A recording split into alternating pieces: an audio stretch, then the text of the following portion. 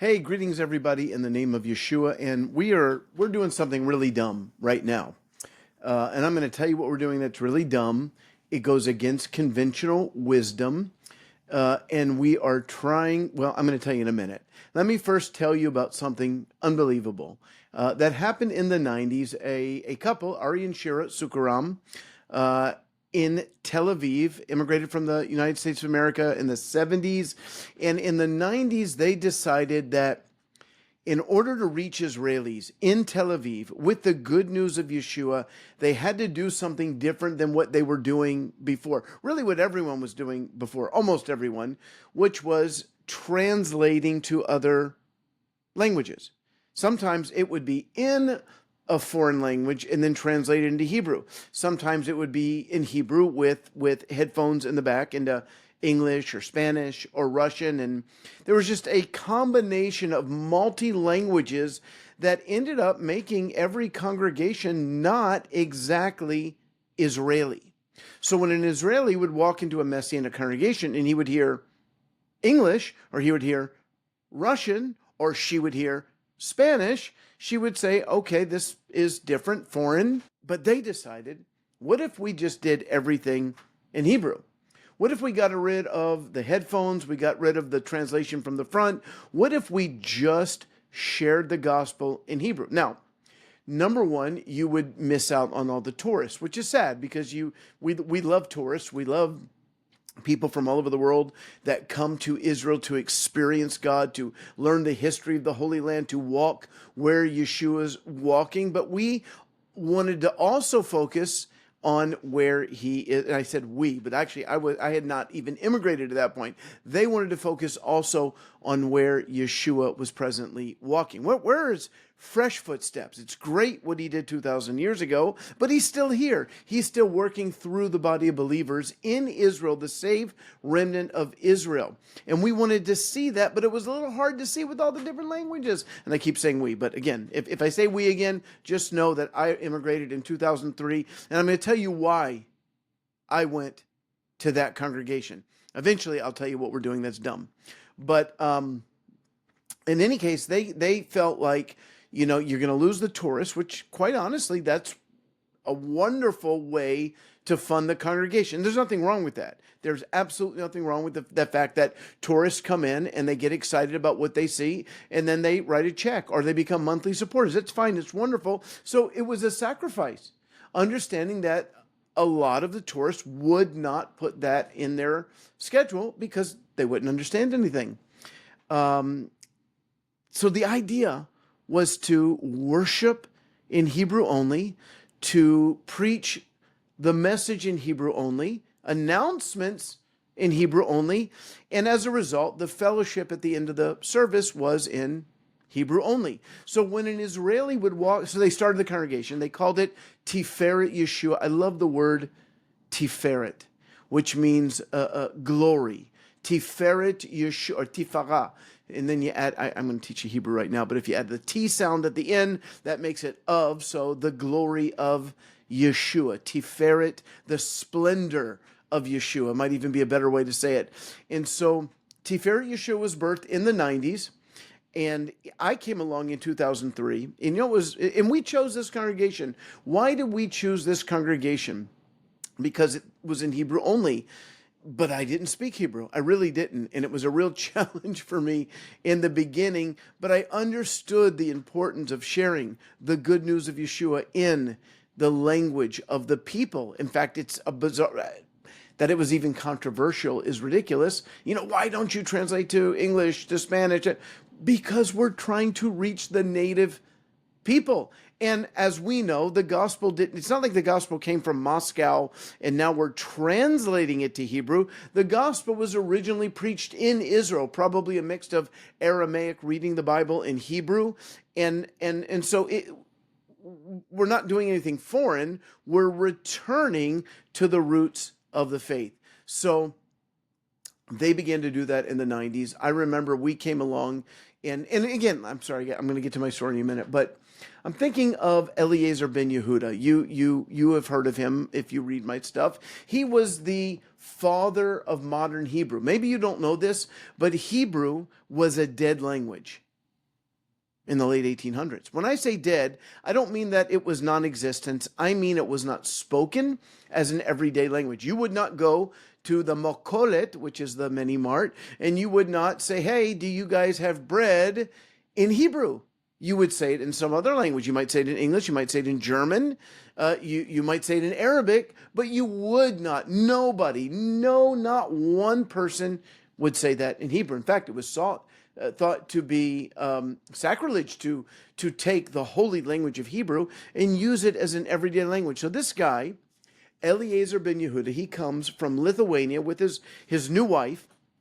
And I think, if I remember the story correctly, they got married en route because he was already in Europe, I think, and they met, and then they got on a ship together, and they finally got married, and they come to Israel, which was Palestine at the time. Now, wait a minute, no.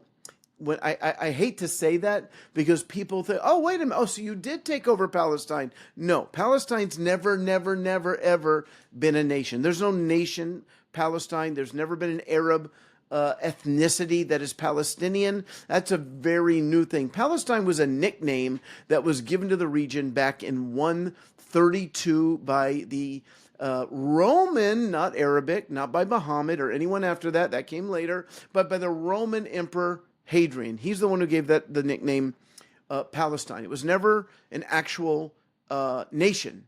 There's never a government. So anyways, but it was called that. And I mean, if you opened up your Bible, it would say Palestine in the time of Jesus, which is kind of funny because in the time of Jesus, it was Judea or the Galilee, that nobody called it Palestine. That, again, was in 135, 100 years later, when the Romans crushed Jerusalem for the final time, and then they changed the name because they wanted to get rid of the pesky Jewish Jewishness of the region, and then they exiled as many Jews as they could. 2,000 years later, more or less, a little bit less, late 1800s, this guy, Eliezer ben Yehuda, he immigrates to Palestine with his wife, and he says, we are going to speak Hebrew. We're not going to speak Lithuanian. I don't know if they were, Russian. We are going to be the first people to speak Hebrew. Now, that was easier said than done because his dear, sweet, wonderful wife did not speak Hebrew. So she had to learn it on the fly. And so his mission, his passion was to make sure that when Israel was rebirthed as a nation, and that would happen a little over 50 years later, that the national language would not be German or Yiddish or anything else. It would be Hebrew. And in order for that to happen, there had to be people speaking Hebrew. So that was his passion. And you know what? The Orthodox Jewish community was so against him that they excommunicated him. They had a big ceremony. They blew shofars, and they declared him excommunicated because he was going to turn Hebrew, which was a biblical language, a prayer language. You would, the weekly readings in the synagogue were in Hebrew, but you would not order ice cream in Hebrew if there was ice cream in 1881. I don't know, probably was, but you wouldn't order it, and you wouldn't, wake up in the morning and say Boker Tov, which is Hebrew for good morning. You would not do that. Nobody. So they began to do it. And so let me try and make this long story short. They had a son, Itamar, and Itamar did not speak for a year. That's kind of normal, right? A year, but 2 years go by, 3 years go by. He was 4 years old and did not speak because Ben Yehuda would only allow people around him that spoke Hebrew. And as a result, I guess he did not hear a lot of language and he wasn't speaking. And can you imagine the spiritual warfare over the life of this young boy, Itamar ben Yehuda? I mean, the enemy did not want to see a restored Israel, did not want to see a restored Hebrew, and definitely doesn't want to see a restored remnant of Israel who believe in Yeshua. And so he is fighting against this young man learning Hebrew. And then, a little bit after his 4th birthday, one day Ben Yehuda comes home, and he hears his dear sweet wife singing Russian lullabies to little Itamar. Well, that was against the rules. I mean, it was Russian, can't speak Russian. And he goes crazy. And he starts yelling at his wife, which was out of character for him, so much out of character that young Itamar had never seen his father like that, and goes, lo Abba, which means no daddy, no daddy. His tongue was loosed. He began to speak Hebrew like a Frenchman speaks French. And so As a result, more and more people began to speak Hebrew. They started a girls' school. They started a newspaper. And when Israel became a nation in 1948, by then the entire Yeshuv, or the Jewish community, was speaking Hebrew. So how strange it was in the 90s that there weren't, maybe there was one. I don't think there were any charismatic congregations where they were Hebrew only. Now it's very common in Israel, but this was the first one, Tiferet Yeshua in Tel Aviv. And so we joined that for that reason, even though I didn't speak Hebrew, even though I could not, I was married to an Israeli, but honestly, if I asked you, I could say, Efa Sheotim, which means where's the bathroom? And then that's what I heard. And you understand? That's how bad my Hebrew was. But I wanted to be around it. And I remember when I came to the Kehillah, the congregation, the first time, I just wept and wept just to see native-born Israelis worshiping Yeshua. And again, if you have lots of different languages, you have lots of different cultures. By having just Hebrew, it was primarily native-born Israelis or those who had moved from the nations but had become proficient in Hebrew. And I loved it. I loved it. It took me a long time. I am not, I'm book smart. At least I think I am. But learning a foreign language uses a different part of the brain that apparently in my brain had not been used in a long time. So it was really hard. And I worked hard day in and day out. One time, and I'd seen the movie The Matrix. Remember? They just plugged that thing in the back of Reeves' head, and Neo. And he was able to learn karate and I think Chinese. And I'm like, Lord, can't we do that? And I could just learn Hebrew real quick. And believe it or not, I felt like the Lord spoke to me. And I think he said, yeah, I could do that. Not that he was going to put something in the back of my head, but he could give me Hebrew supernaturally. But he said, Ron, you are learning so much more than Hebrew. I am breaking you. I am crushing. You're learning humility. Because it is humble when you go to a party or a dinner and everyone's speaking in Hebrew and you don't understand. And so, but I pressed through, and eventually I was able to not just speak and get to the bathroom in Hebrew, but actually to preach and teach in Hebrew as well. And in 2013, Ilan and I became the senior pastoral couple of the congregation, and we did that for several years until we turned it over to Gil and Tamar Afriat, and they did an amazing job. And just this past April, they felt that their time was coming to an end, and they turned it over to Moti and Anna Cohen. And Moti is a great story because he came to faith in the congregation back in the 90s. And what's beautiful about our congregation, there's been 4 senior leaders, Ari Sorko-Ram, myself, Gil Afriat, and Moti Cohen, and we're all still in the congregation. We're all still leaders in the congregation. So I don't know that you have that anywhere in the world, because lots of times there's when a senior leader leaves, there's a lot of, comparing and jealousy and difficulties. But we are still, along with Asher Intrader, part of the leadership team of Tiferet Yeshua. And I am so thrilled at what God is doing through Moti and the team there. We have something called Feed Tel Aviv that we started about 10 years ago that Moti heads up, where they go into the darkest places in Tel Aviv, where the drug addicts, prostitutes, and they bring food and tea and soup and sandwiches. And they've helped get people into rehab, helped get people into believing rehabs to come to faith. I love the fact that every week there are unbelievers. Just a few weeks ago, we had a bat mitzvah for a Ethiopian Jewish young lady, and as a result, there were, I think, 30 unbelievers in the congregation, and we invited Jonas from Ahavat Yeshua, who is an Ethiopian Jewish pastor, and he came and gave the message. I just love it. I just love being in Israel, being in that congregation, seeing the gospel go forth in Hebrew, seeing people respond, and I believe that the Lord takes great delight over Tiferet Yeshua.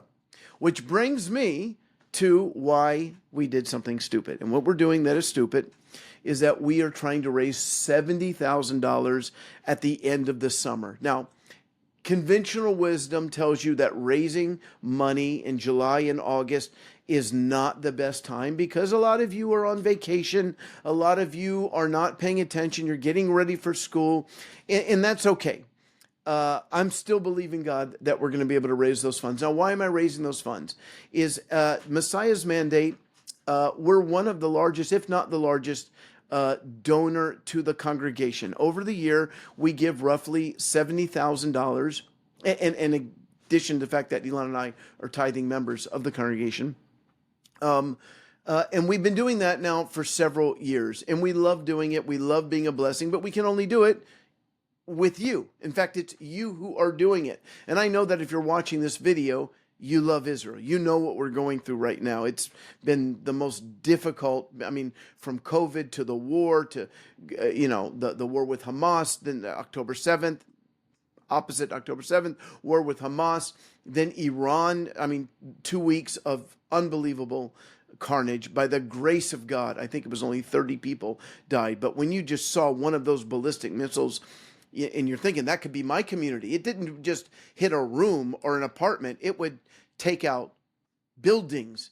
And I don't know how we had such a low number of deaths, other than I believe it was the hand of God. So we've been going through the most difficult 4 or 5 years of the 70 plus, almost 80 years of the existence of the modern state of Israel. And I know that if you're watching this, you love Israel, you care for Israel. And as much as we love to meet the humanitarian aid needs in Israel, we did that from October 7th when Elon and I got back on the 13th. You gave, it was unbelievable. I've never seen such generosity in my life.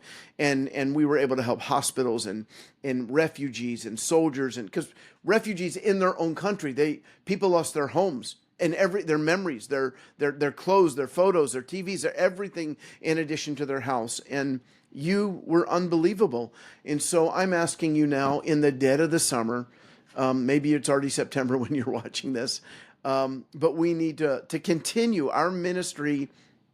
Messiah's Mandate needs to continue to be a blessing to Tiferet Yeshua. The rent in Tel Aviv is astronomical. And every week, roughly 100 or so people at 4 p.m. on Friday come in and they worship Yeshua. And I'm just asking you to help us ensure that continues to happen. Go to the address on your screen and make a special gift, a special donation to stand with Tiferet Yeshua, the glory of Yeshua, to stand with the gospel going forth in Hebrew in the heart of Tel Aviv. I just want to bless you and thank you. Again, it's only through your generosity that we're able to do this. And we are believing that the things that are prophesied in the Bible, again, it's not that you have to agree. To be pro-Israel doesn't mean that you agree with everything Israel does. It doesn't mean you agree with everything our government does. It means that you agree with the Bible and you contend in prayer for the end times awakening that has been promised to Israel. Jesus said, "You're not going to see me again, Jews of Jerusalem, until you welcome me back." That is Matthew 23, verse 39. Paul says in Romans 11, he says, after the gospel goes to all the nations, God's going to remove the hardness of heart in Israel, and it will be Kol Yisrael Yivasha. All Israel will be saved. So, and there are other passages, Zechariah chapter 12, verse 10, where it says that he will pour out his spirit on the house of David and the inhabitants of Jerusalem, and they will mourn for the one they have pierced, and he will open up a fountain of forgiveness, chapter 13, verse 1, and people will be cleansed of their sins. So an awakening is coming. That's what it means to be pro-Israel. It's agreeing with the prophets, agreeing with Isaiah, who says, don't give God any rest until he makes Jerusalem the praise of all the earth. And not just Jerusalem, let's get some Tel Aviv in there, Haifa, Beersheba, Kol Yisrael, all Israel. So again, thank you so much. Go to the address on your screen, make a generous donation, and stand with the people of Israel. Shalom.